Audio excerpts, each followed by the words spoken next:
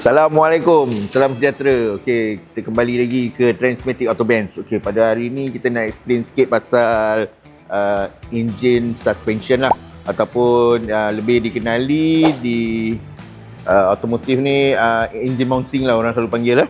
Okey, sini kita ada engine mounting yang baru untuk Mercedes-Benz. Okey, engine mounting baru dan ni engine mounting yang lama lah. So selalunya kan workshop atau mana-mana lah technician dia akan cakap, okay, engine mounting dah tenggelam, So apa yang makna dia engine mounting tenggelam ni? Okay, kalau kita tengok, ni engine mounting yang baru lah. Ni engine mounting, boleh tengok kat sini lah. So apabila dia kata yang engine mounting tenggelam, dia memang dah tenggelam. It's not race. Okay, dalam ni dia getah dia dah kira worn out. Jadi dia akan sink. Bila dia akan sink, enjin tu akan duduk dekat atas besi ni. So dia dah tak boleh nak serak hentakan lah.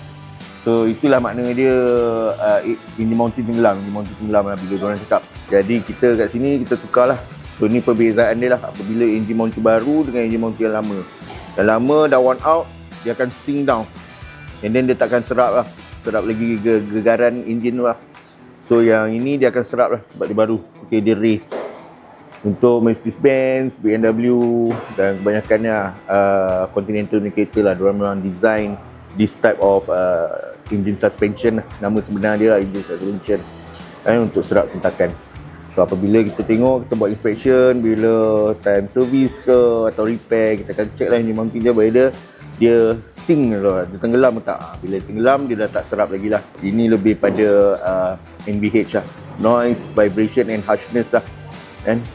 Untuk keselesaan pemandu dan untuk elakkan gegaran lah dan performance kereta tu lah. Itu saja untuk hari ini. Kepada anda yang memiliki kereta Continental, memerlukan khidmat servis atau apa-apa repair, datanglah ke Transmatic Autobands. Kami berada di Putra Perdana berdekatan dengan Cyberjaya dan Putrajaya.